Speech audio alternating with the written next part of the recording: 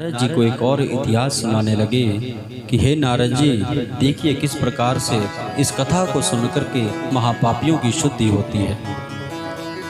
तो तुंगभद्रा तटे पूर्वं भूतपन्न उत्तमं यत्र वर्णा स्वधर्मे सत्य सत्यकरं तत्परा। तो संत कुमारों ने कहा कि तुंगभद्रा नाम की एक नदी है और उस नदी के किनारे एक सुंदर सा गांव है। वो गांव इतना सुंदर है कि उस गांव में प्रत्येक वर्ण का व्यक्ति रहता है। ब्राह्मण भी है, क्षत्रिय भी है, वैश्य भी है और शूद्र भी है। प्रत्येक वर्ण का व्यक्ति रहता है और उस गांव में आपसी प्रेम बहुत है। गांव में प्रेम होना चाहिए। इतना प्रेम है उस गांव में कि बात पूछो मत। किसी के यहाँ दुख आ जाए तो पूरा गांव शोक मनाता है, किसी के यहाँ खुशी आ जाए तो पूरा गांव खुशी मनाता है। इतना सुंदर वो गांव है। और उसी गांव में एक आत्मदेव नाम का ब्राह्मण भी है भैया। उसका घर भी एक छोटी सी कुटिया है। और वो आत्मदेव किसे कहा जाता है? पहले तो ये बात कि यस्य आत्मनः देवस्य तुल्य स तु आत्मदेवा, कि जिस व्यक्ति की आत्मा देवताओं के समान हो उस व्यक्ति को आत्मदेव कहा जाता है। अब आत्मदेव नाम का ब्राह्मण है, बड़ा सुंदर है भैया। जो मिल जाए पूजा पाठ में उसी से अपना घर गृहस्थी चलाता है। और घर में उसकी पत्नी भी है जिसका नाम है धुंधली देवी। अब धुंधली देवी कैसी है कि जैसा उसका नाम है वैसा ही उसका स्वभाव है। लेकिन पतिदेव के सामने वो किसी से झगड़ा नहीं करती, किसी को बुरा नहीं बोलती। पतिदेव पूजा के लिए घर से निकल जाए, पीछे से पांच चार घरों में वो झगड़ा करती है। लेकिन गांव वाले फिर भी आत्मदेव से नहीं बताते कि अगर हम बताएंगे कि आपकी पत्नी ऐसी है तो आत्मदेव जी की आत्मा को, उसके मन को बड़ी ठेस पहुंचेगी। इसलिए लोग छुपा रखते हैं, कोई नहीं बताता आत्मदेव जी को। समय बड़ा चला, समय बड़ा बलवान है। समय चलता गया तो क्या हुआ? आत्मदेव जी विचार करते हैं अपने मन में कि देखो शादी को हमारे इतने वर्ष हो गए, लेकिन घर में ना बेटी हुई ना बेटा हुआ। अब किसी ने बताया कि घर में गाय रखो। घर में गाय भी रख ली। गौ माता की पूर्ण सेवा वो करते हैं। 6 साल हो गए गाय को घर में आए हुए। लेकिन उस गाय ने भी जब से उनके घर में आई किसी बछड़ा या बछिया को जन्म नहीं दिया। आत्मदेव जी ने अब घर में पुत्र का मिष्टि यज्ञ भी करवाए और भी दान पुण्य किए, लेकिन उनका कोई फल नहीं मिला। घर में तुलसी का पौधा लगाते हैं। सनातन संस्कृति की पहचान क्या है मैया? कि घर में तुलसी का पौधा होना बड़ा जरूरी है। घर के आंगन में तुलसी बहुत जरूरी है। तुलसी, राम, लक्ष्मण और सीता इसमें वास करते हैं। जिस घर में तुलसी है ना, उस घर में यमराज या यम के दूत कभी अपनी छाया तक नहीं देते। अब तुलसी का पत्ता कितना शुभ है कि कोई भी हम पूजा करते हैं तो बिना तुलसी पत्ते के भगवान को, मेरे ठाकुर जी को भोग नहीं लगता। व्यक्ति जीवन में तुलसी की कितनी जरूरत होती है। मरती बार भी कहते हैं जल्दी जल्दी तुलसी का पत्ता लाओ, व्यक्ति के मुंह में रख दो। मुंह में क्यों रखते हैं पत्ता? कि महाराज ये यमपुरी में ना जाए, इसको वैकुंठनाथ प्रिय दर्शन हो। तुलसी। अब घर में उसने तुलसी भी लगाई महाराज। घर में तुलसी लगाई तो तुलसी क्या करती है? लगाते हैं, कुछ दिनों के बाद वो तुलसी सूख जाती है। बड़े दुख होते हैं कि देखो मैंने ऐसे कौन से पाप किए। पितरों को तर्पण देते हैं लेकिन पितर भी उनके हाथों से जल नहीं लेते। आत्मदेव जी के हाथों में कोई फल आता है, आता बाद में उससे कीड़े पड़ जाते हैं। अपने आप को बड़ा अभागा समझने लगे कि देखो मैंने ऐसे पूर्व जन्म में कृत्य किए कि देखो उनका फल मुझे भोगना पड़ रहा। लेकिन पत्नी के ऊपर कोई उसका असर नहीं है। पत्नी चाहती है ना हो तो अच्छा है। अब आत्मदेव जी के घर में धीरे धीरे लोगों का आना शुरू हो गया। बोले पंडित जी महाराज घर में तुलसी मिलेगी? पंडित जी बोले लगाता तो हूँ लेकिन सूख जाती है। महाराज आप ब्राह्मण हो और ब्राह्मण के घर में तुलसी सूख जाए बड़ी दुख की बात है। महाराज हमने सुना आपके गांव में, आपके घर में गाय भी है, अरे हमें पूजा करवानी है घर में, गाय का दूध दे दो थोड़ा। बोले महाराज गाय भी मेरे घर में जब से आई ये बांझ हो गई, इसने कुछ नहीं दिया। अरे पंडित जी महाराज गाय बांझ क्यों हो गई? बोले मुझे नहीं पता। तो दुनिया ने कहां तक बोलना शुरू कर दिया।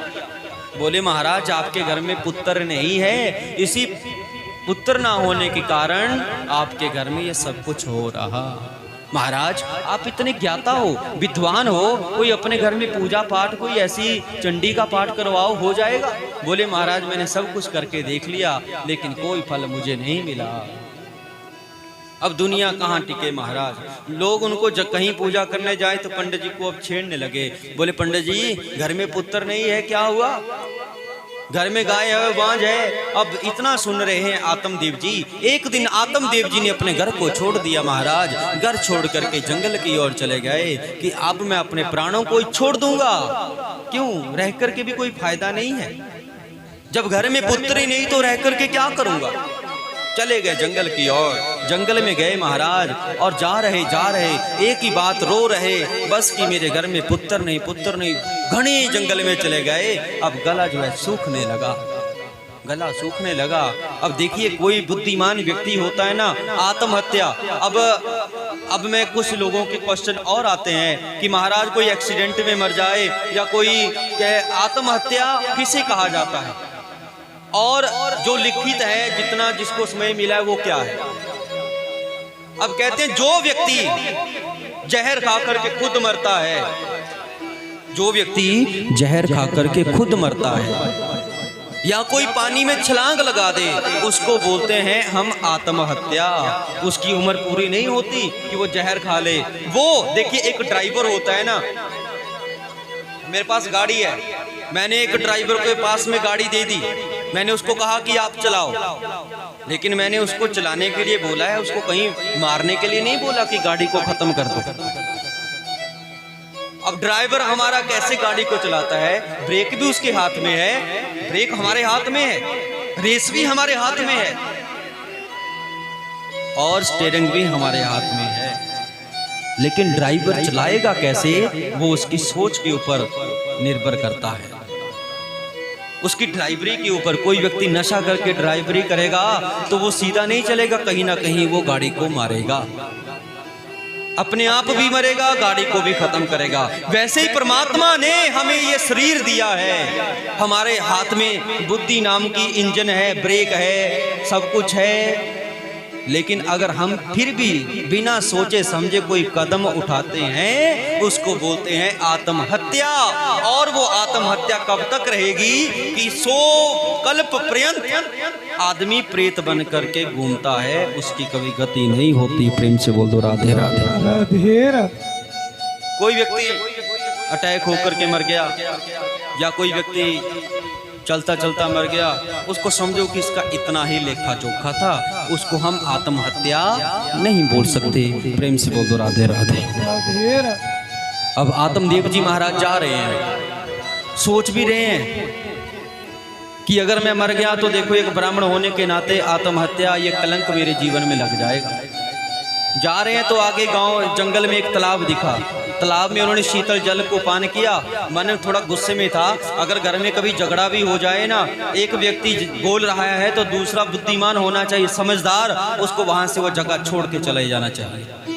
या कभी गुस्सा आ जाए तो गिलास पानी का लो, उसको पी लो, गुस्सा अपने आप ठंडा हो जाएगा।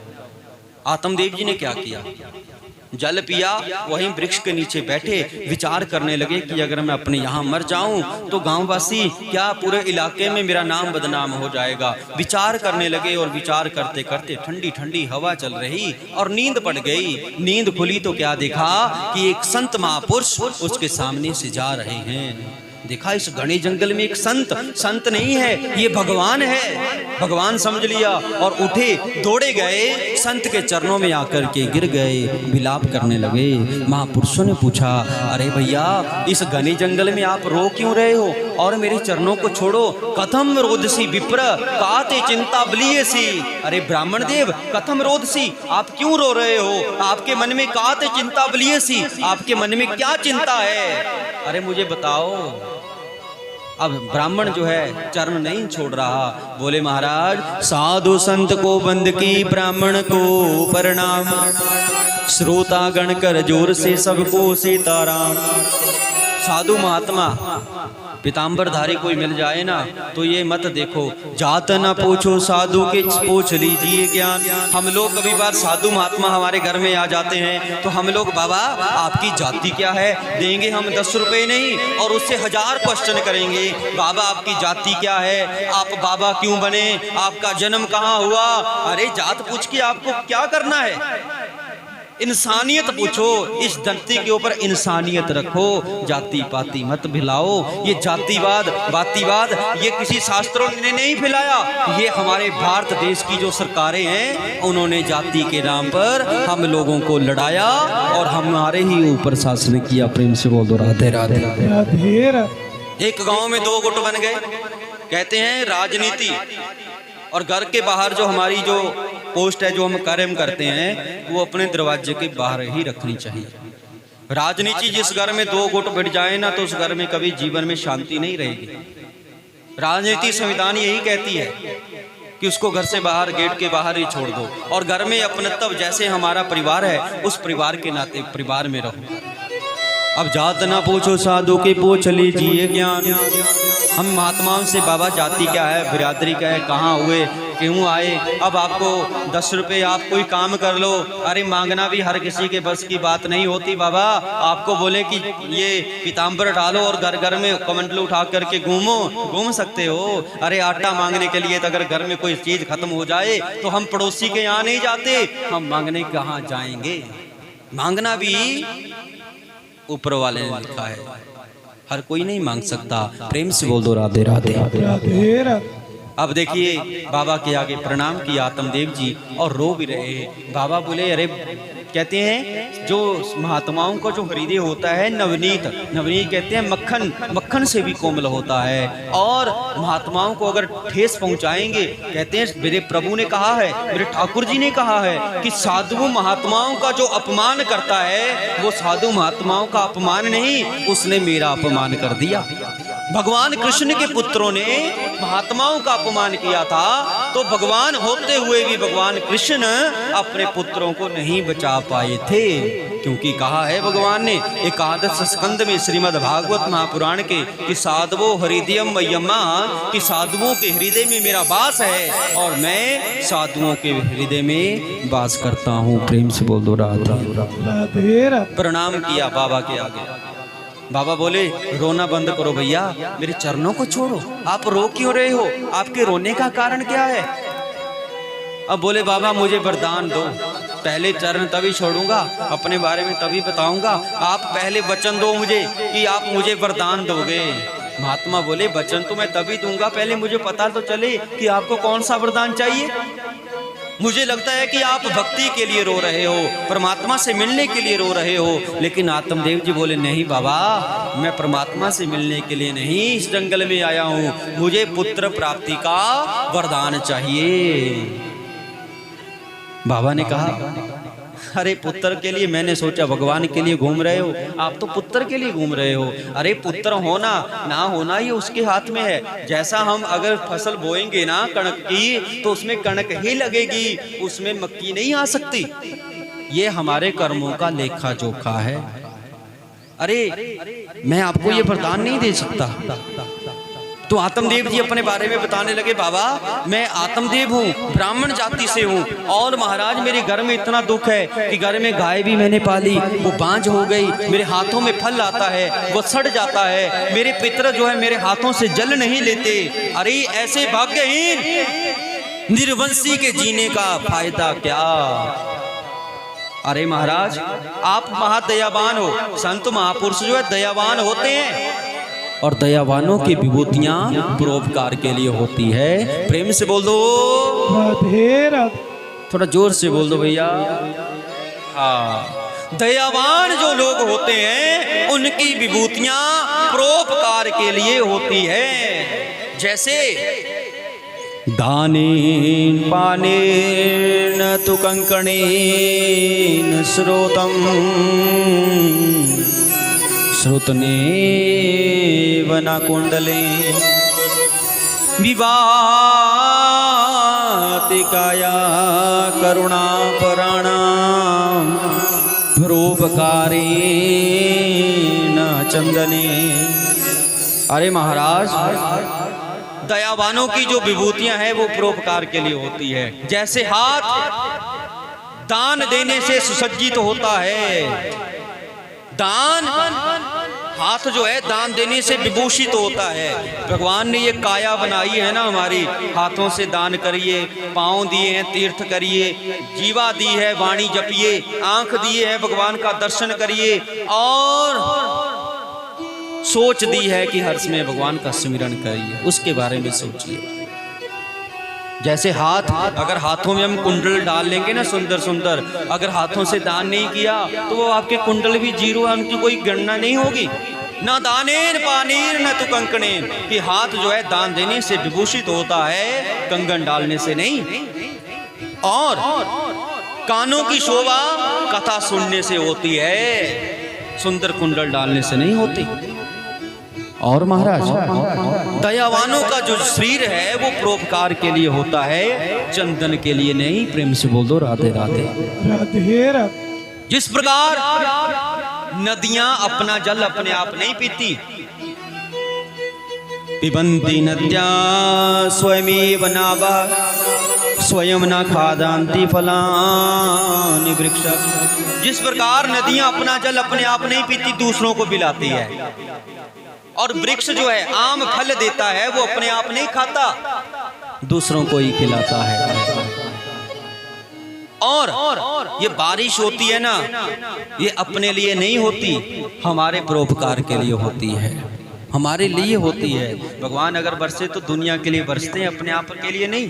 और महात्माओं की विभूतियां जो है वो परोपकार के लिए होती है। और भी कहा जाता है कि जो व्यक्ति अपने कर्म के द्वारा अपने परिवार के ऊपर, गरीब बच्चों के ऊपर, गरीबों के ऊपर दया नहीं करता तो उसके जीने का भी कोई लाभ नहीं होता। जैसे कौवा होता है ना, कौवा वो भी लोगों के घर के ऊपर बैठ करके कां कां करके अपना पेट भर लेता है, लेकिन उसकी कहीं पूजा नहीं होती कौवे की। काक दृष्टांत में सूचित किया गया है कि दया और उपकार ये दूसरों के लिए होना चाहिए। प्रेम से बोल दो राधे राधे। राधे राधे। ये कह करके जो ब्राह्मण देव थे वो जोर जोर से चिल्लाने लगे, जोर जोर से रोने लगे। उस ब्राह्मण को दुखी देख करके महात्मा जी को दया आ गई और ब्राह्मण को पकड़ा और खड़े किया और बोले, अरे ब्राह्मण देव, जितना मोह आप पुत्र के लिए कर रहे हो ना इसमें, इतना मोह अगर इसमें आपने भगवान से किया होता तो भगवान की आपके सामने आकर के प्रकट हो जाते। लेकिन पंडित जी नहीं मान रहे हैं। बाबा उनको समझा रहे, क्या करोगे पुत्र लेकर के, क्या करोगे पुत्र लेकर के। ये जो संसार के बेटे होते हैं ना, ये कई बार धोखा दे देते हैं। जिस बेटे का हम पालन करते हैं, हम बेटे की कामना जीवन में क्यों करते हैं? कहते हैं मरते समय वो हमारे सर में लाठी मारेगा और हमारे मुंह में घी भरेगा। इसी कामना के लिए हम पुत्र की कामना करते हैं और नहीं।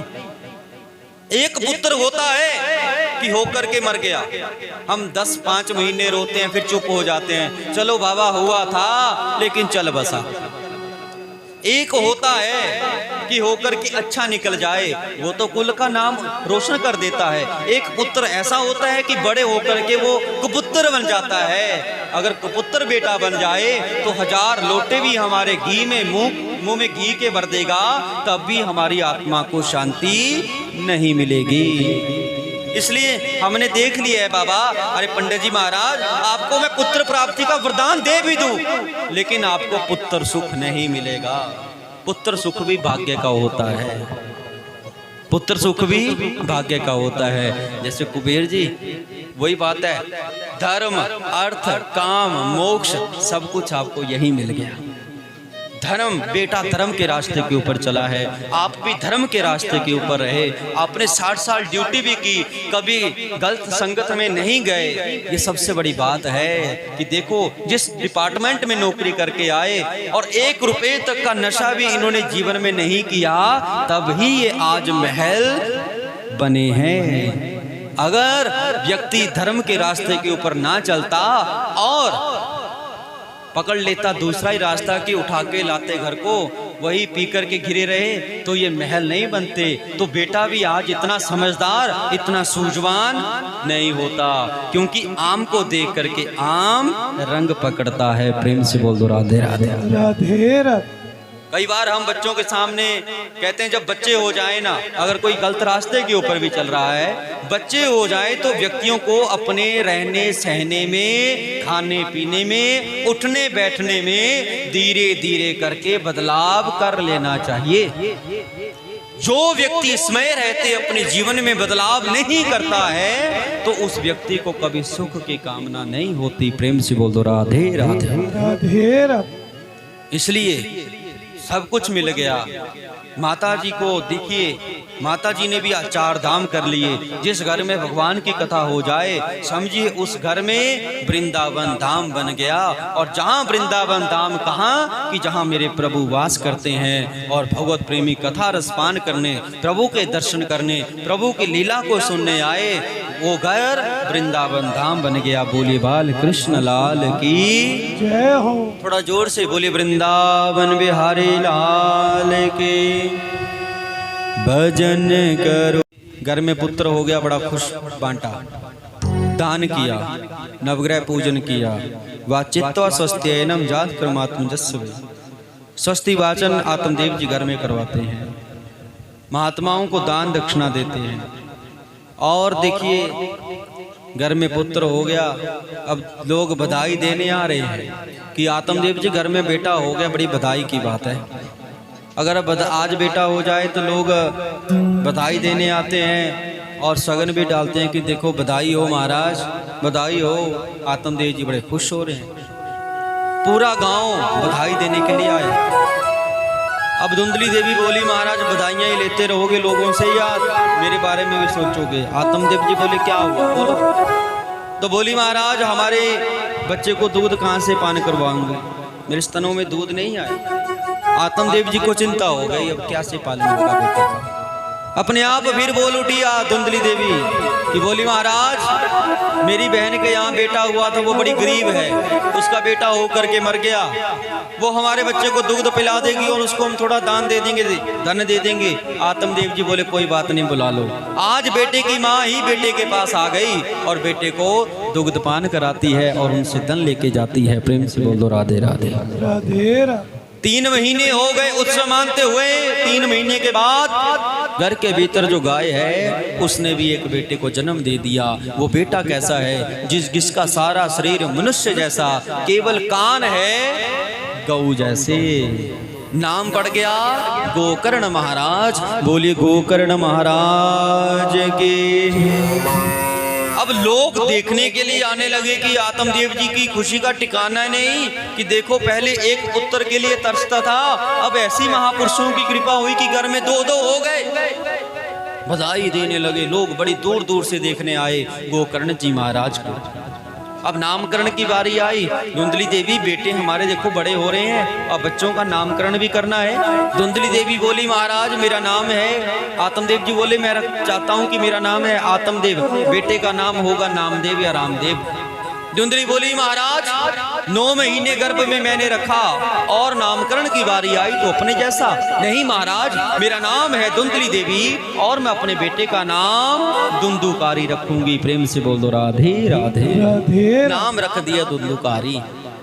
दूसरा गाय का जो पुत्र है कान है इसके गऊ जैसे और नाम बढ़ गया मेरे महाराज गोकर्ण महाराज। बोली गोकर्ण जी महाराज की। अब बेटे बड़े हो रहे हैं तो गोकर्ण पंडितों ज्ञानी धुंधुकारी महाखला। जब बच्चे बड़े हुए, पहले हमारे भारत देश में गुरुकुल हुआ करते थे। गुरुकुलों में शिक्षा दी जाती थी बेटों को। 25 साल तक गुरुकुलों में समय निकालना पड़ता था बेटों को, बच्चों को। लेकिन अब 25 मिनट भी हम गुरुकुल में नहीं बैठते। आज भारत देश में कितने गुरुकुल हैं नहीं पता। भारत देश में कितने अंग्रेजी स्कूल हैं नहीं पता। भारत देश में कितने पूरे सरकारी स्कूल हैं नहीं पता। तो फिर हमें वही बात है कि अपने लिए हम जिएंगे, पूरे भारत के लिए हमने नहीं जीना। फिर हम बोलते हैं भारत हमारा देश है, हम सब भारतीय एक हैं, हम भारत के लिए अपने प्राणों की आहुति दे देंगे। लेकिन भारत का जो इतिहास है, अब भारत जो है नाम कैसे पड़ा? राजा राम के जो छोटे भाई थे भरत जी महाराज, उन्होंने इतनी अपने भैया की सेवा की कि नाम ही भारतवर्ष पड़ गया। हमारा भारत देश कैसा है? बड़ा सुंदर है, जहाँ पर मंदिर हैं, गुरुद्वारे हैं, जहाँ पर गंगा आदि नदियाँ हैं, जहाँ तीर्थ स्थल है, वृंदावन जैसे धाम है, केदारनाथ, समेश्वरनाथ, बद्रीनाथ, कितने सुंदर सुंदर धाम है हमारे भारत देश में। और भारत देश में रिश्ते बड़े पवित्र हैं, भाई बहन का रिश्ता, पति और पत्नी का रिश्ता, माता और पुत्र का रिश्ता, कितने सुंदर रिश्ते हैं। और रिश्ते कहीं बाहरले देशों में आपको दिखाई दिए नहीं। यहाँ भारत देश में माता पिता की सेवा की जाती है, बड़ों की आज्ञा का पालन किया जाता है, बड़ों की सेवा की जाती है, छोटों से प्यार किया जाता है। हम भारत के वासी सब मिलकर के रहते हैं, किसी प्रकार का किसी से हम द्वेष नहीं रखते। अगर किसी के यहाँ दुख आ जाए तो पूरा गांव इकट्ठा हो जाता है। ऐसे भारत के हम वासी हैं। प्रेम से बोलो राधे राधे राधे राधे। जहाँ डाल डाल पर सोने की चिड़िया करती है बसेरा, वो भारत देश है मेरा। अब गुरुकुल की बात हुई, गुरुकुल हुआ करते थे, 25 साल बच्चों को गुरुकुल में बिताने पड़ते थे कि वहां उनको संस्कार दिए जाते थे, वेदों का अध्ययन किया जाता था। अब फिर से देखिए हमारे बच्चों को रामायण गीता इत्यादि पढ़ने को स्कूलों में प्राप्त होगा, कितने खुशी की बात है। पहले क्या पढ़ाया जाता था कि शेरशाह सूरी हुए, उसने शासन किया, अरे उनका शासन हमें क्या लेना देना, हमें तो अपने भारत के बारे में, अपने राम जी के बारे में, अपने कृष्ण जी के बारे में, अपने शंकर जी के बारे में, अपने बड़ों के बारे में ही पढ़ना है कि उन्होंने हमारे लिए क्या किया। प्रेम से बोल दो राधे राधे राधे हरि।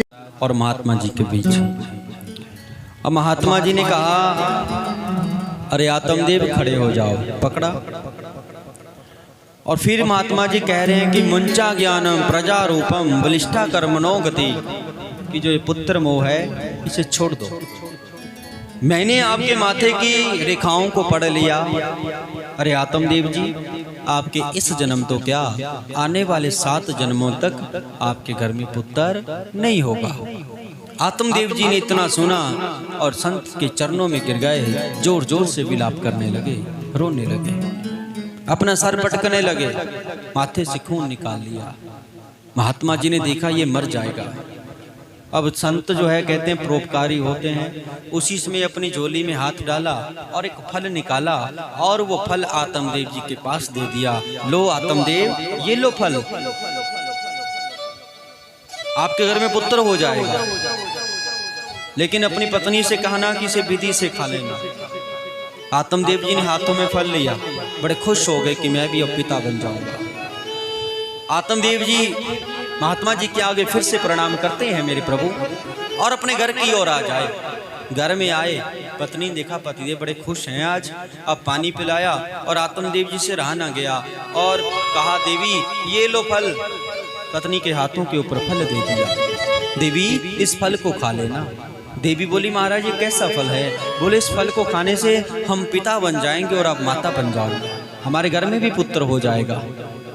धुंधली देवी ने देखा ये कैसा चमत्कारी फल है कि इसको खाने से गर्भ रह जाएगा और मैं माँ बन जाऊं। मन ही मन सोचने लगी कि मुझे ये पुत्र नहीं चाहिए। क्यों? क्योंकि अगर पुत्र रह गया, सुखदेव की तरह 12 सालों गर्भ में रहा तो मैं मर जाऊंगी और ननदे आएंगे सब कुछ उठा के ले जाएंगे।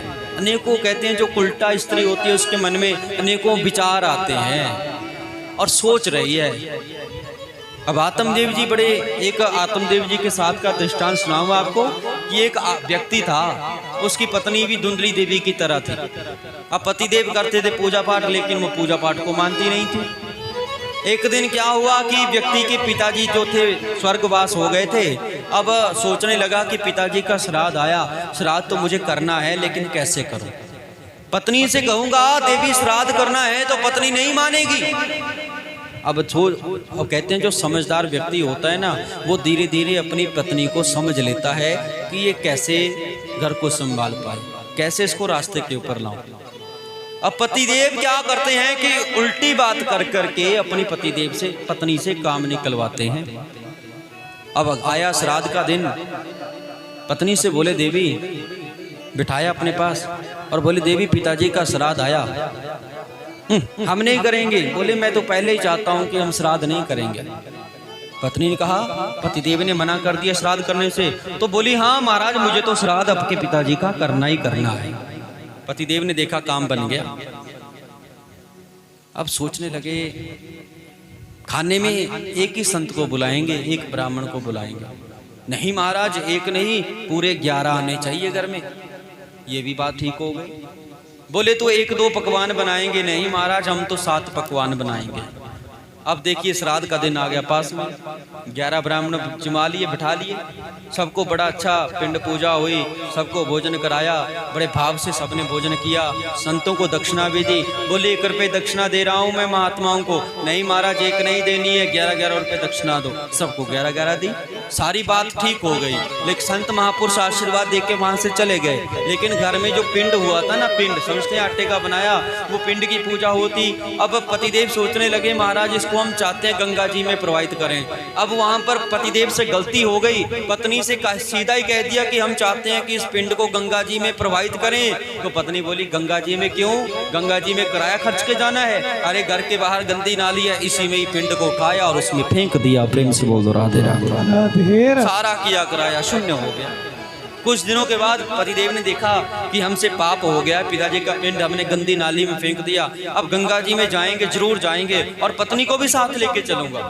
कुछ महीनों के बाद पतिदेव सोच रहे हैं, अरे देवी मन करता है कि हम कभी जीवन में गंगा जी जा ही नहीं पाएंगे, ना ही हम जाएंगे। अब पत्नी तैयार हो गई। बोले हाँ पतिदेव गंगा जी में तो हमें आज ही चलना है, आप मना कर रहे हो तो हम चाहते हैं कि जाना है। पतिदेव बोले बन गई बात। अब गंगा जी में चले गए महाराज दोनों। गंगा जी में गए और पतिदेव ने किया स्नान, प्रायश्चित किया। अब पत्नी भी स्नान करने गई तो पतिदेव सीधी बात अब बोल रहे हैं, अब घुमा के बात करनी आ नहीं रही वहां पे। बोले देवी आगे मत जाना, गंगा जी बड़ी गहरी है, डूब जाओगी। अब पत्नी जानबूझ के गंगा जी के भीतर और चली गई। पानी का तेज प्रभाव था, उसमें बहने लगी, चिल्लाने लगी बचाओ। तो वहीं माता भगवान की कृपा से एक गौ माता आई। अब पत्नी ने उस पूंछ को पकड़ लिया। अब पतिदेव बोले इसकी पूंछ को मत छोड़ना, लेकिन पत्नी ने कहा कि पतिदेव ने कहा कि पूंछ को मत छोड़ना। उसने देखो अपनी जिद पकड़ी थी और गंगा जी के भीतर गाय की पूंछ को छोड़ दिया और गंगा जी में बह गई। कहने का भाव, जो स्त्री ज्यादा जिद करती है ना तो एक न एक दिन वो बहती है। प्रेम से बोल दो राधे राधे। कुछ बातें ऐसी है जो घर वालों की मान लेनी चाहिए। अब महाराज आत्मदेव जी ने धुंधली के हाथों में फल दिया, लो देवी फल खा लो। अब धुंधली देवी ने क्या किया, सोचने लगी पतिदेव मैं चाहती हूँ कि इस फल को हम कल खाएंगे, पूजा पाठ करेंगे फिर खा लूंगी। अब पतिदेव को पत्नी के ऊपर भरोसा है। अगले दिन प्रातःकालीन हुई, पतिदेव ने पूजा पाठ की और पत्नी से कहा देवी फल खा लेना। हाँ महाराज मैं खा लूंगी। पतिदेव तो चले गए पूजा में। अब पीछे से पत्नी ने क्या किया, उस फल को खाया नहीं, हाथ में लेकर के बस बैठी है। क्या करूं, खाऊं या ना खाऊं, खाऊं या ना खाऊं। महाराज उसी समय उसकी धुंधली की एक सहेली वहां पे आ गई। बोली देवी ये लो फल, ये आज आप फल लेके बैठी हो क्यों? आज आप किसी से झगड़ी नहीं, किसी से लड़ी नहीं, किसी को बुरा नहीं बोला। बोली बोलना सब कुछ भूल गया है। पतिदेव एक फल लेके आए हैं, बोले इस फल को खाने से हमारे घर में संतान हो जाएगी, मुझे संतान नहीं चाहिए। अब सहेली बड़ी समझदार है, गरीब भी है बेचारी। बोली कोई बात नहीं, अगर फल नहीं खाना तो कुछ नहीं हुआ, फल को मत खाओ। लेकिन हम गर्भवती हैं, हम बड़े गरीब हैं, जिस घर में खाने वाले हैं उस घर में धन की कमी है, और जिस घर में धन ज्यादा है उस घर में खाने वालों की कमी है। इसलिए हमारे घर में 5-7 बेटे पहले हैं, मैं फिर से गर्भवती हूँ। लो देवी मैंने वचन दे दिया, ये मेरे गर्भ में जो पुत्र है ना, चाहे बेटा होगा चाहे बेटी, ये आज से आपका हो गया। लेकिन इसके बदले में मुझे पैसा चाहिए। धुंधली बोली पैसे की तो मेरे घर में कमी नहीं, जितना मर्जी ले जाओ। तो ठीक है महाराज, लेकिन 10 महीने आपको अपने पतिदेव से ये बात छुपानी पड़ेगी। प्रेम से बोल दो राधे राधे। राधे राधे। धुंधली बोली ये कोई बड़ी बात नहीं, मैं छुपा लूंगी, लेकिन इस फल का क्या करें? बोली ये लो फल, ये आपके घर में गाय तो बांझ है, संतों के जो फल है इसका परीक्षण करके देख लो, गाय को ही फल खिला दो। तो धुंधली देवी ने अपनी सहेली के कहे के अनुसार फल लिया महाराज और गाय को खिला दिया, और भगवान की ऐसी कृपा हुई कि वो गाय भी गर्भवती हो गई। प्रेम से बोल दो राधे राधे। राधे राधे। 1 महीना गया, 2 महीने, 3, 4, 5, 6, 7, 8, 9, 10 महीने तक धुंधली देवी ने अपनी बात को अपने पति देव से छुपाए रखा। लेकिन और बात मैं आपसे कहता हूं कि स्त्रियों को ज्यादा अपनी गहराई की बात नहीं बताई जाती, क्योंकि युधिष्ठिर जी का श्राप माता कुंती को लगा है कि जब कुंती मैया महाभारत का युद्ध हुआ था, सरयू नदी के किनारे पांडव लोग अपनी माता को साथ में लेकर के पिंडदान कर रहे थे सबका, तो उसमें माता कुंती भी एक पिंडदान चुपके से दान कर रही थी। युधिष्ठिर जी ने पूछ लिया, भैया ये आप किसका पिंडदान दे रही हो, बात मत छुपाना। तो उसमें माता कुंती के मुख से निकला कि आपके भाई कर्ण का मैं पिंडदान कर रही हूँ। तो युधिष्ठिर जी महाराज उसमें बड़े दुखित हुए कि मैया अगर आज आपने ये बात हमें पहले बताई होती तो भाई भाई को न मारता। इसलिए उसमें युधिष्ठिर जी महाराज ने अपनी माता कुंती को श्राप दिया कि आज के बाद कोई भी बात हमारी माताएं अपने हृदय में ज्यादा देर तक छुपाकर नहीं रख पाएंगी। प्रेम से बोल दो राधे राधे। राधे राधे। अब कोई बात ऐसी है कि पत्नी से जाकर कहना कि ये लो 1 लाख रुपए ये चोरी के हैं, लेकिन किसी को मत बताना, फिर वो जानबूझ के बताएगी, क्योंकि ये श्राप युधिष्ठिर जी महाराज का द्वापर युग में माता कुंती को लगा था। प्रेम से बोल दो राधे राधे। राधे राधे। अब 10 महीने तक देखिए धुंधली ने बात छुपाए रखी। 10वें महीने में सहेली ने एक बेटे को जन्म दिया। बेटे को जन्म दिया, वो रातों रात बेटा लेकर के धुंधली के पास आ गई। लो देवी ये बेटा आज से आपका हो गया, ये बस्तर जो पेट के ऊपर बांधे इनको दूर फेंक दो। अब धुंधली बोली पैसे ले जाओ। बहना मैं कोई भागे नहीं जा रही हूँ, पैसे कल ले जाऊंगी, अगर किसी ने देख लिया तो हमारे 10 महीने का जो खेल है वो सारा मिट्टी में मिल जाएगा। सहेली पुत्र को छोड़ करके वहां से चली गई। अगले दिन प्रातःकाल हुई, आत्मदेव जी ने देखा कि धुंधली ने एक पुत्र को जन्म दिया। आज आत्मदेव जी बड़े खुश हो गए। धेनु नाम दियते प्रादाद विप्रेभ्य समलंकृते। धेनुओं का दान किया, घोड़ों का दान किया, अन्न का दान किया, स्वर्ण का दान किया। अब देखिए जब बच्चे का जन्मदिन होता है, आज हमने ईसाई मशीनरी को अपनाना शुरू कर दिया है। आज हमने ईसाई जो रीति रिवाज है उनको घर में अपनाना शुरू कर दिया। आज बेटे का जन्मदिन होता है, हम नवग्रह पूजन नहीं करवाते हैं, किसी गौशाला में या किसी मंदिर में अपने बेटे को लेके नहीं जाते हैं। हम लोगों ने क्या किया, केक लेके आते हैं और उस पर मोमबत्ती या अगरबत्ती जो बोले वो लगाते हैं और उसी बेटे से उसको बुझाया जाता है। ईसाई जो रीति रिवाज हैं वो हमने अपनाने शुरू कर दिए और अपने सनातन के जो कार्य हैं, सनातन के जो पूजा पाठ हैं, उनको करना हम लोगों ने इस कलयुग में धीरे धीरे छोड़ दिया। क्यों? किसी को 100 रुपये दान करेंगे। प्रेम से बोल दो राधे राधे। थोड़ा जोर से बोल दो। ऐसा ही है ना आजकल सारे चला हुआ कि केक लाए, बेटे का जन्मदिन हो चाहे बेटी का हो, केक लाएंगे, उसको काटेंगे और बेटे से कटवाएंगे। अरे आपको उसमें दुखी होना चाहिए कि हमारा 1 साल जीवन का कम हो गया, तो महाराज हम वहाँ पे हैप्पी बर्थडे टू यू यही करेंगे और केक खाएंगे, काटेंगे। ये ईसाई रीति रिवाज है, इनको मत अपनाओ। क्योंकि आज भी वैसे भी ईसाई हमारे भारत देश में अब ऐसी ऐसी संस्थाएं चल पड़ी कि पैसा दे करके हमारे लोग धर्म परिवर्तन कर रहे। अरे पिता पिता ही होता है और दूसरे को कितने दिन आप पिताजी कहेंगे, वापिस याद तो अपना ही पिता आएगा। प्रेम से बोल दो राधे राधे। राधे राधे। धर्म परिवर्तन किसी की बातों में आकर के मत करना। धर्म परिवर्तन किसी की बातों में, किसी लालच में आकर के मत करना। अपने आप को मत बेचना मेरे प्यारे। जो व्यक्ति धन के लालच में अपने सनातन को बेच रहा, अपने आप को बेच रहा, उसका कभी कल्याण नहीं होगा। जो सुख हमें घर में मिलेगा वो सुख हमें दूसरे के घर में कभी प्राप्त नहीं हो सकता। प्रेम से बोलो राधे राधे। राधे राधे। अपने धर्म के ऊपर रहो। आज देखिए कितने आ रही है ईसाई मिशनरी है जो धर्म परिवर्तन। हमारे बच्चों ने गले में रुद्राक्ष माला या तुलसी माला डालना छोड़ दिया, गले में क्रॉस डाल करके घूमते हैं।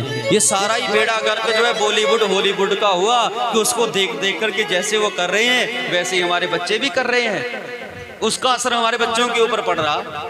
आज सोशल मीडिया का जमाना आ गया, सोशल मीडिया पे ऐसी ऐसी चीजें आ गई कि उनको देख करके आज छोटा सा बच्चा होगा ना साल का, उसको भी 40 साल जैसा एक्सपीरियंस 1 साल की उम्र में आ रहा है। प्रेम से बोल दो राधे राधे। राधे राधे। हमें याद है हम भी 5-10 वर्ष तक जब फटे हुए कपड़े या जूते में वो टाकी लगा के जा रहे थे स्कूल में, कोई हमें वो नहीं होता था कि क्यों जा रहे।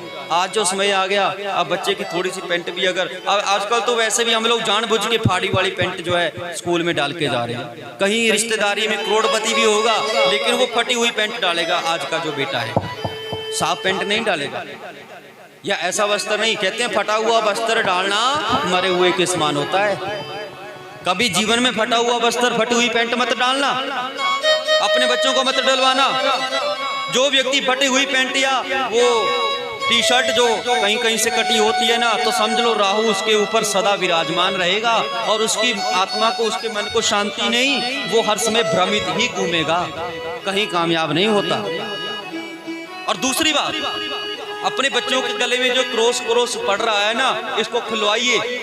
डालनी हो बेटा रुद्राक्ष की माला डालो, डालनी हो बेटा तुलसी की माला डालो। अरे ये क्यों डाल रहे हो? ये हमारा संस्कृति नहीं है, ये हमारी सभ्यता नहीं है, ये हमारी पहचान नहीं है। अपनी पहचान को इस दुनिया में मत खोना।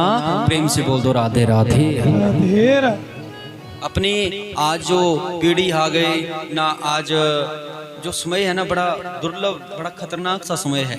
इसलिए हमें अपने बच्चों को जागरूक करना है और अपने आप भी जागरूक होना है। प्रेम से बोल दो राधे राधे। राधे राधे। तो आइए एक भजन के माध्यम से ठाकुर जी की महिमा का गुणगान बोले वाले। बस गुरुजी पढ़ाते हैं, उसका ध्यान कहीं और ही रहता है। अब गोकर्ण जी महाराज जो पढ़ते हैं वो सारा कुछ गुरुजी को सुनाते हैं। अब बड़े हुए तो संगत में फल, पहले संगत में बंट गया, संगत में ध्यान बट गया। अब बुरी संगत को धुंधुकारी ने अपना लिया, बुरी संगत में अपनाया। अब धीरे धीरे उसने जुआ खेलना, ताश खेलना, पीना शुरू कर दिया, फिर उसमें पैसे लगाना शुरू कर दिया जुए में। कहते हैं जुआ एक ऐसी चीज है कि उसको आप अगर ईमानदारी से खेलेंगे ना तो आप उसमें जीत नहीं सकते। जुआ पांडवों ने ईमानदारी के साथ खेला और देखिए अपनी पत्नी तक को वो जुए में हार गए पांडव लोग। द्रौपदी को देखा होगा आपने, अश्वत्थामा कैसे बालों से खींच के लेके गया। क्यों गया? क्योंकि अब पत्नी को भी वो अंत में, जो व्यक्ति जिस घर में नशा है ना, एक न एक दिन उस घर का नाश हो जाएगा। प्रेम से बोल दो राधे राधे। राधे राधे। थोड़ा जोर से बोल दो। समझ गए ना बात? कि जिस घर में रोज निरंतर नशा किया जाता है उस घर में एक न एक दिन खाली हो जाता है और इतनी झगड़ा हो करके आपस में कट के मर जाते हैं। लगाना आसान है शरीर में, लेकिन इसको छुड़ाना बड़ा मुश्किल है। जो नशा बेचते हैं वो रातों रात करोड़पति बन जाते हैं और जो नशा करते हैं वो रातों रात रोड के ऊपर आ जाते हैं। प्रेम से बोल दो राधे राधे। राधे राधे। अब धुंधुकारी महाखल हो गया। माता से घर में आने लगा, भैया पैसे दो। माता बोली तेरे लिए पिता ने कमाई है पूरे जीवन, एक ही तो है हमारे। कहते हैं एक पुत्र अगर घर में अच्छा हो जाए तो कुल का उद्धार कर देता है, एक पुत्र अगर घर में बिगड़ जाए तो पूरे कुल का वो नाश कर देता है। अब देखिए धुंधुकारी कैसा पैदा हो गया। भैया पैसे दो। माता ने नहीं पूछा बेटा किस लिए चाहिए। बेटा 50 मांगे, माता बोले ले बेटा 100 रुपये ले जा, कल भी काम आ जाएगा। लेकिन बेटे को जब ज्यादा फूल शुरू में ही दे दी ना, तो फिर वो जुआ खेलने लगा, उसमें हारने लगा, तो पीना शुरू कर दिया, पी कर के घर में आने लगा। और मैया से पैसे धीरे धीरे, कहते हैं कमाया हुआ धन एक न एक दिन खत्म हो जाता है। हरि नाम का कमाया हुआ धन एक ऐसा है जो जीवन में दिनों दिन बढ़ता जाता है। प्रेम से बोल दो राधे राधे। राधे राधे। हरि नाम का एक ऐसा गहना है, बड़ा अनमोल है। राम नाम का एक हीरा एक ऐसा अनमोल है कि वो दिनों दिन बढ़ता है। और कमाया हुआ पैसा हम कमा के जोड़ते रह जाएंगे ना, अगर उसको दान में या अच्छे कार्य में नहीं लगाया तो उसमें भी कुरीति आ जाती है धन में। जैसे एक कुआं है, समझिए बात, कुआं है, कुआं पहले होते थे गांव में, पूरा गांव उस कुएं में से पानी निकालता था। बड़ा मीठा पानी होता था ना कुएं का। कभी कुआं खाली होते किसी ने देखा? पूरा गांव क्या 10 गांव भी एक कुएं से पानी भरते थे, लेकिन कुआं फिर भी खाली नहीं होता। कुएं का पानी बड़ा मीठा होता है। लेकिन आज जो है कुएं का पानी पीना हम लोगों ने बंद कर दिया, महीना भर बंद कर दिया। तो उसमें क्या होता है, उस कुएं के पानी में या तो वो सूख गया है कुआं, अब पानी कुएं में दिखाई नहीं देता, क्योंकि हमने पानी पीना छोड़ दिया तो उसमें वो तो खत्म हो गया।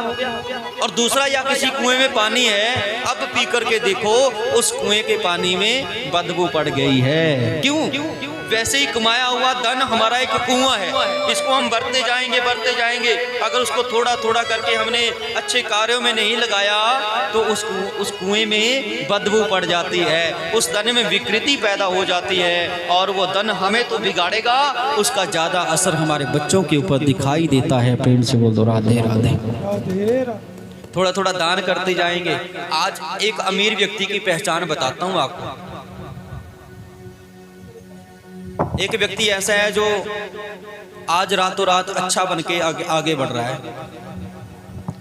तो उसमें क्या करना है आपको? बताओ, अपने बच्चों को भी बताना घर जाके, ध्यान देना इस बात पे कि एक देश का प्रधानमंत्री आज 20 घंटे काम करता है। वो नहीं सोचता कि मैं देश का प्रधानमंत्री बन गया, मुझे आराम है। हम लोग तो 8-10 घंटे सो भी लेते हैं, दिन को भी मन किया अगर काम नहीं है तो पूरा दिन भी लेटे रहते हैं। दिन को सोने से उम्र आदमी की कम होती है, दिन में सोना नहीं चाहिए। और कई ऐसे हैं जो जब देखो चद्दर मुंह के ऊपर ही है, जब देखो चद्दर मुंह के ऊपर, काम नहीं करना, तो उम्र तो जानी है। तो एक अमीर व्यक्ति की पहचान ये है कि वो दिन रात मेहनत करता है। कोशिश करो, मेहनत करो, ये नहीं कि 5-6 घंटे जागे और फिर से सो गए, पहले ही तो समय कम है ना। और दूसरी बात, जो व्यक्ति कमाता है उसको जोड़ जोड़ के अगर हम जोड़ेंगे, घर में रखते जाएंगे तो वो बढ़ेगा नहीं। जो आपके पास पैसा आए उसको कहीं आप लगाइए, फिर वो बढ़ेगा। ये नहीं कि जोड़ के अंदर रखते जाओ फिर उसमें बदबू पड़ जाएगी। हम 2-4 लाख रुपए कमा के बोलते हैं हम तो अमीर हो गए। नहीं, दुनिया बड़ी परे से परे बैठी है, लेकिन वो अमीर नहीं है। अमीर वो है जिसके बच्चे अच्छे हैं, जिसका परिवार अच्छा है, जिसकी काया अच्छी है, जिसकी पत्नी अच्छी है, और जिसके पास हरि नाम का गहना है, वो इस दुनिया में सबसे बड़ा अमीर है। प्रेम से बोल दो राधे राधे। राधे राधे। कामयाब करो बच्चों को, दिन रात जगाओ, मेहनत करवाओ, कि जितना कम सोएंगे, शरीर को जितना कष्ट देंगे उतना ही सुख मिलेगा। अगर जवानी में हम सुख ढूंढेंगे ना तो बुढ़ापा हमारा खराब हो जाएगा। कहते हैं दुख के बाद सुख आए तो व्यक्ति सहन कर जाता है, और सुख के बाद अगर दुख आए ना बुढ़ापे में तो व्यक्ति सहन नहीं कर पाता। इसलिए जवानी में जितना हो सके मेहनत करो, मेहनत का फल कर्म करो, कर्म का फल बड़ा मीठा होता है। प्रेम से बोल दो राधे राधे। राधे राधे। लेकिन यही माता से गलती हो गई, बेटे को अच्छा नहीं बना पाई। बच्चे की गुरु कौन है?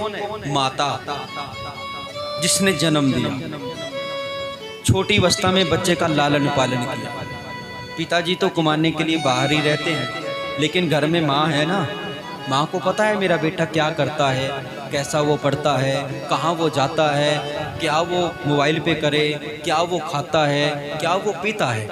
अगर बचपन में बच्चे की गलती माँ पकड़ लेना तो समय अनुसार अपने पतिदेव को बता देनी चाहिए कि ये बच्चा हमारा इस रास्ते को भटक गया है। क्योंकि लालेत पंचवर्षानी 10 वर्षानी तू प्रताड़ेत प्राप्ते तू षोडशे वर्षे पुत्र मित्र बदाचरे। 5 वर्ष तक बच्चे को मत डराओ, उसका लालन पालन बड़े भाव से करो। 5 से ऊपर बच्चा बढ़ जाए ना, अगर वो गलती करता है तो उसको डराओ। ये नहीं कि बच्चे को अगर पिताजी डरा रहे हैं और माता बीच में आके खड़ी हो जाए, क्यों बोल रहे हो बेटे को, तो बेटा समझ जाता है कि पिताजी मेरा अब कुछ नहीं कर पाएंगे, मेरी माँ मेरे साथ है। इसलिए माता ही बच्चे की गुरु है। माँ चाहे बच्चे को संत बना दे, माँ चाहे बच्चे को फकीर बना दे, माँ चाहे बच्चे को चोर बना दे, माँ चाहे बच्चे को अच्छा बना दे, सब माता के हाथ में है, पिता के हाथ में कुछ नहीं। प्रेम से बोल दो राधे राधे। राधे राधे। अब माता अब धुंधुकारी पी के आता है, एक दिन पिताजी डराते हैं बेटे को, तो माता धुंधली बीच में खड़ी हो जाती है, बोलती है पहले हुआ नहीं तो रोते थे कि है नहीं, अब हुआ तो डराते हैं। धुंधुकारी देख लिया माँ पिताजी के ऊपर भारी है, अब मैं अपनी मर्जी करूंगा। माता 2 पैसे, फिर जाता है जुआ हारता है, पीता है, फिर आता है रात को। आज मंदिर जैसे घर को धुंधुकारी ने नरक का अड्डा बना दिया, नरक का अड्डा बन गया। आत्मदेव जी एक दिन रात्रि में रो रहे हैं, विलाप कर रहे हैं कि क्या करूं, इस बेटे ने मेरे मंदिर जैसे घर को नरक बना दिया, इससे अच्छा तो मेरे घर में पुत्र ही ना होता, मैं बिना पुत्र के ही अच्छा था। फिर रोने लगा, फिर पछताए होत क्या जब चिड़िया चुग जाए खेत। अब पछता करके कुछ नहीं होगा, रो रहा।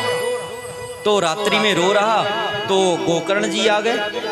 गोकर्ण जो गाय का पुत्र है, वो पिताजी को बड़े प्रेम से पिताजी कहता है, अरे पिताजी क्या हुआ, आप कथम रोद सी क्यों रो रहे हो, आपके रोने का कारण क्या है। तो आत्मदेव जी ने कहा, अरे गोकर्ण देखो, आपके बड़े भाई ने मंदिर जैसे घर को नरक बना दिया, अब इस घर में मैं पूजा पाठ कैसे करूं, मेरा इस घर में रहने का मन नहीं है। अगर मैं घर छोड़ के वन में जाऊं तो मन में इतनी विरक्ति भी नहीं आई अभी तक कि वन में जाकर के पूजा कर सकूं। तो उसमें गोकर्ण जी अपने पिता को उपदेश देते हैं। बोलिए गोकर्ण जी महाराज की। गोकर्ण जी ने कहा, अरे पिताजी, आपके शरीर, आपने जो शरीर के प्रति अपनी आसक्ति रखी है ना, इसको छोड़ दो। ये शरीर है ना हमारा, इसकी 3 ही काया जीवन में, 3 ही गति होगी जीवन में। जला दोगे तो मुट्ठी भर राख बन जाएगा, कहीं दबा दोगे तो कीड़े खा जाएंगे, और तीसरी गति क्या होगी इस काया की, अगर कहीं पहाड़ी से फेंक भी दिया ना तो इसको इल्ल कुत्ते गिद्ध इत्यादि खा जाएंगे, हमारा तो चमड़ा भी किसी काम आने वाला नहीं है।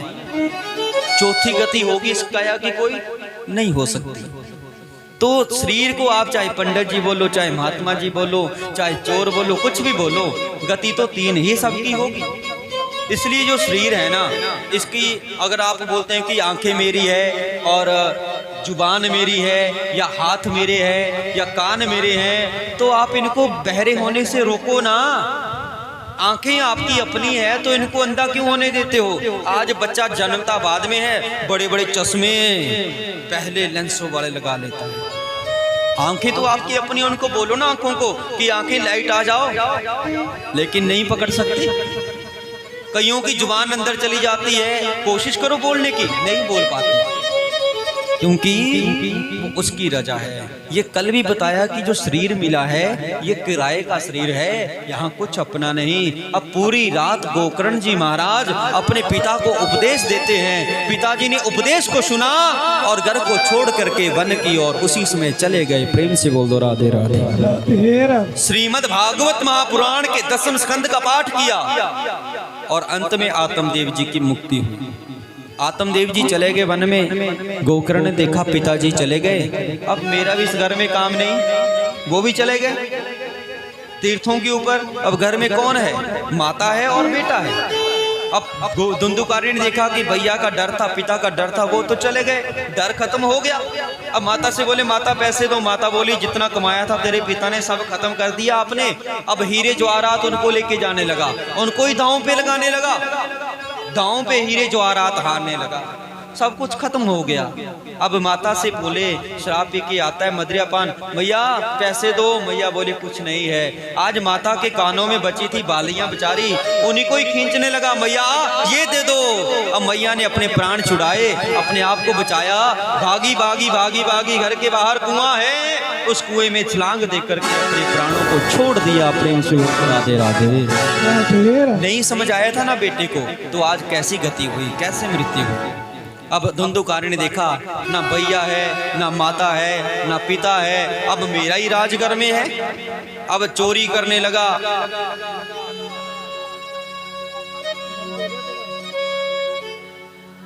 उनको विश्राम कराया।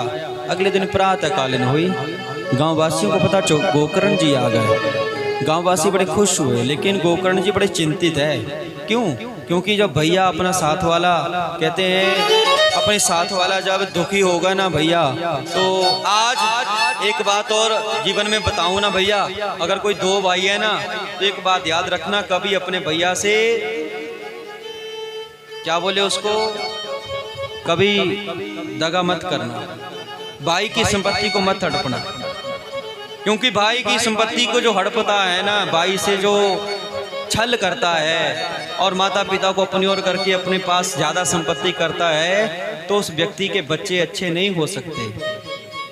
किसी से भी छल करना, लेकिन अपने सगे भाइयों में छल नहीं होना चाहिए। रामचरितमानस की कथा कहती है, मेरे राम जी कहते हैं कि कभी माता को भी, ये दो बेटे होते हैं ना, कभी उनमें छोटा बड़ा नहीं देखना चाहिए कि ये कम है, बड़े को ज्यादा देना ना। बेटे आपके गर्भ से पैदा हुए ना, तो दोनों को बराबर की संपत्ति दो, दोनों को बराबर रखो। लेकिन हम लोग कई बार एक बार लालच में आके एक को ज्यादा, आज घर घर में हो रहा है। बहुत केस मेरे पास ऐसे आए कि देखो माता पिता ने, आज हम बच्चों को क्या दोष दे सकते हैं जब हमारे माता पिता ही अपने बच्चों से पीछे हट गए। बच्चों को भी तब दोष दिया जाए अगर हमारे माता पिता अपने धर्म के ऊपर स्थिर हो। राजा दशरथ की तरह माता कैकई ने राम जी को वनवास क्यों दिया था, पता है क्यों? क्योंकि कैकई माता राम जी से इतना प्रेम करती थी, लेकिन जिस दिन राज्याभिषेक होना था, जो मुकुट अयोध्या के राजा का था, वो मुकुट जो है बलि महाराज ने राजा दशरथ को हरा करके अपने पास रख लिया था। और बलि को हरा करके वो मुकुट कहां चला गया था? लंका में। अगर राम जी को अगर सुबह हो जाती ना, राज्याभिषेक हो जाता, तो वो जो मुकुट बुजुर्गों का चलता आया, वो मुकुट अयोध्या में था ही नहीं। अब कैकई माता ने राम जी से सारी बात बताई, तो राम जी ने ही उनसे कहा, भैया मुझे वनवास दो, और वनवास दे करके ही मैं वो मुकुट लेके आऊंगा। जिसने हमारे पिताजी को हराया उसको मैं जीत करके लाऊंगा। तो देखिए राम जी 14 वर्षों के बाद वो मुकुट अपने साथ लंका से लेके आए, तब जाकर के मेरे प्रभु राम का अयोध्या में राज्याभिषेक हुआ। प्रेम से बोल दो राधे राधे राधे राधे। बड़ी गहराई वाली है रामचरितमानस। अब देखिए महाराज, कभी माता पिता को पंक्ति वेद नहीं करना चाहिए। जिस घर में माता या पिता अपने बच्चों से पंक्ति वेद करते हैं, उस घर में कभी शांति नहीं रहती, उस माता पिता को भी सदगति नहीं मिलती, कहीं ठिकाना नहीं मिलता जाने के बाद भी। इसलिए अपने बच्चों से बराबर से प्रेम करो। आप बच्चों से प्रेम करेंगे ना बराबर में, तो बच्चे भी आपसे उतना ही लगाव करेंगे।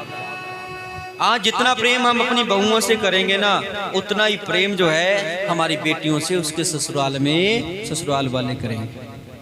ये बातें हमें बड़ी गहराई में सीखनी है। प्रेम से बोल दो राधे राधे राधे। अब प्रातःकालीन हुए, गोकर्ण जी को बड़ी चिंता हुई कि देखो मेरा भैया अभी प्रेत योनि में है, उसकी मैं गति करवाऊंगा, क्या करूं? गांव वासियों से बताया। गांव वासियों ने कहा, अरे गोकर्ण जी महाराज, आपसे बड़ा विद्वान इस गांव में हो सकता है कोई, आप ही विचार करो। तो गोकर्ण जी महाराज ने कमंडलू में से जल निकाला और सूर्य देव जी ऊपर हैं, सूर्य देव की ओर छींटा दे दिया कि मेरे भैया की मुक्ति कैसे होगी। सूर्य देव एक जगह रुक गए, गति को रोक दिया, और उसी समय आकाशवाणी हुई, श्रीमद् भागवतम सप्ताह वाचनम करो, कि अपने भैया के नाम की सप्ताह कराओ, भागवत की कथा कराओ, तब जाकर के आपके भैया की मुक्ति होगी। प्रेम से बोल दो राधे राधे। गांव वासियों ने सुनी, गोकर्ण जी ने आकाशवाणी वाणी सुनी, उसी समय व्यास मंच सुंदर सा सजाया और श्री भागवत जी महापुराण को बड़ी विधि के साथ लाए, व्यास मंच के ऊपर स्थापित किया। सुखदेव गोकर्ण जी महाराज को व्यास गद्दी के ऊपर आसीन किया। पूरे गांववासी जो है कथा सुनने के लिए आपकी तरह बैठ गया, लेकिन हाथ जोड़े, अरे भैया कहाँ हो, आओ और आपके नाम की कथा और ये कथा आकर के सुनो। अब धुंधुकारी प्रेत योनि में हवा के रूप में कहाँ बैठे, हवा चलेगी तो उड़ता चला जाएगा। अब दक्षिण दिशा में एक बांसों का झुंड है और एक बांस की मोरी में थोड़ा सा छेद है। अब वायु रूप में गोकर्ण दक्षिण दिशा में उस बांस के बीच आकर के बैठ गए। पहले दिन की कथा हुई तो पहली ग्रंथि जो उस बांस की फट गई, दूसरा, तीसरा, चौथा, पांचवा, छठवां, सातवां, 7 दिन कथा हुई तो उस बांस की 7 ग्रंथियां फट गई। और गोकर्ण जी महाराज की कृपा से धुंधुकारी जो है देव योनि में परिवर्तित हो गया। भगवान के पार्षद उसे लेने के लिए आए। धुंधुकारी ने प्रणाम किया कि भैया हो तो आपके जैसा हो, प्रणाम किया और विमान में बैठ गए। गांव वासियों ने कहा भैया कथा तो हमने भी सुनी, विमान एक के लिए आया क्यों? तो बोले कथा में श्रोता होते हैं 3 प्रकार के, एक होते हैं श्रोता, दूसरे सरोता, तीसरे सोता। सोता जो कैसे होते हैं, एकाग्र मनचित होकर के कथा सुनते हैं, जो सुना ना उसके ऊपर थोड़ा अमल जरूर करेंगे। और दूसरे होते हैं सरोता, वो कमी कोई ना कोई कथा में निकालते ही जाएंगे, अपने में नहीं निकालेंगे। कहते हैं बुरा देखन में चला बुरा ना मिला कोई, जब दिल खोला अपना तो मुझसे बुरा ना कोई। जब हम किसी को बुरा बोलेंगे ना तो उससे पहले अपने आप को सोचिए कि हम कितने अच्छे हैं। प्रेम से बोल दो राधे राधे राधे राधे। दूसरे होते हैं श्रोता, वो टक टक कट कट बस यही काम करेंगे 3 घंटे और कोई नहीं होगा। तीसरे आएंगे सोता, आएंगे बाद में और आकर के पहले नींद की झपकी लेंगे, उसके बाद अगली बात चलेगी। प्रेम से बोल दो राधे राधे। तो आप विचार करिए भगवान कैसे मिलते हैं भला।